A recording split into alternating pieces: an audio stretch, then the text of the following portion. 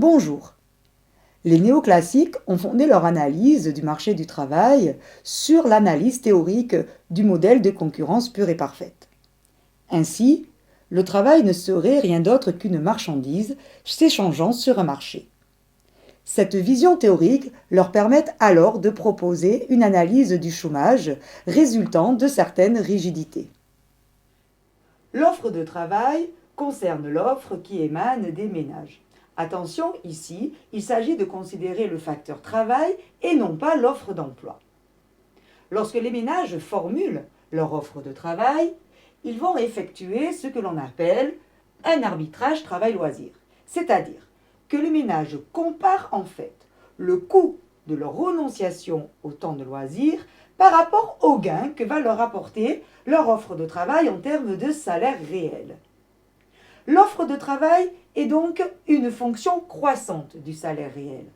Plus le salaire est élevé, et plus les ménages sont incités à se porter offreurs sur le marché du travail. Au contraire, plus le salaire réel est bas, et plus les ménages vont renoncer à vendre leur travail sur le marché. La demande de travail est formulée par les entreprises. Elle correspond tout simplement à l'offre d'emploi.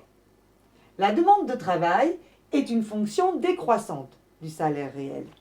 En effet, les entreprises effectuent tout simplement un arbitrage coût-bénéfice. Pour cela, elles comparent l'utilité marginale du travail par rapport à son coût. Autrement dit, ce que va apporter le salarié par rapport à ce qu'elle va lui coûter. Logiquement, plus le salaire est élevé, et moins les entreprises vont être incitées à embaucher. Au contraire, plus le salaire est bas, et plus la demande de travail va augmenter. Ainsi, pour le néoclassique, il existe un marché du travail qui résulte tout simplement de la confrontation de l'offre et de la demande. Cette confrontation permet d'établir un salaire d'équilibre qui permet d'égaliser l'offre et la demande et donc de réaliser le plein emploi.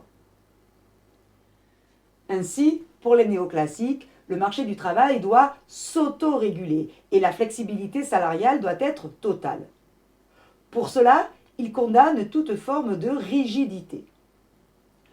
Le salaire minimum maintiendrait artificiellement le salaire au-dessus de son niveau d'équilibre.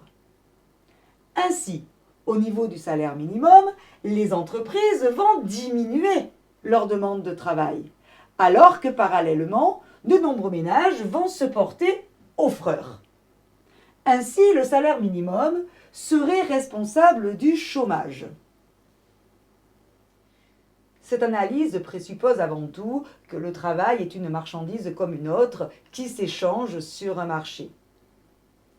Par ailleurs, pour les néoclassiques, une partie du chômage serait donc un chômage volontaire qui s'expliquerait par le refus de certains ménages d'aller travailler pour un salaire inférieur à celui établi par le salaire minimum.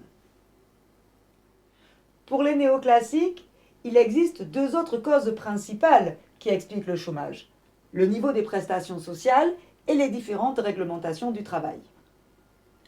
Les prestations sociales faussent en effet le comportement d'arbitrage travail-loisir.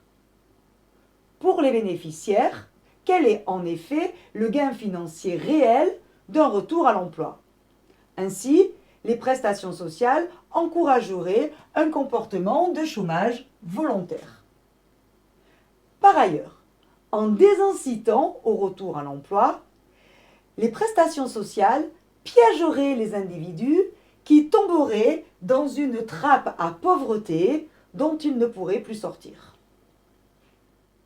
Enfin, les différentes réglementations sur le travail empêchent le libre fonctionnement du marché et imposent, selon les néoclassiques, beaucoup trop de rigidité, comme par exemple les règles sur le licenciement ou encore sur les volumes horaires.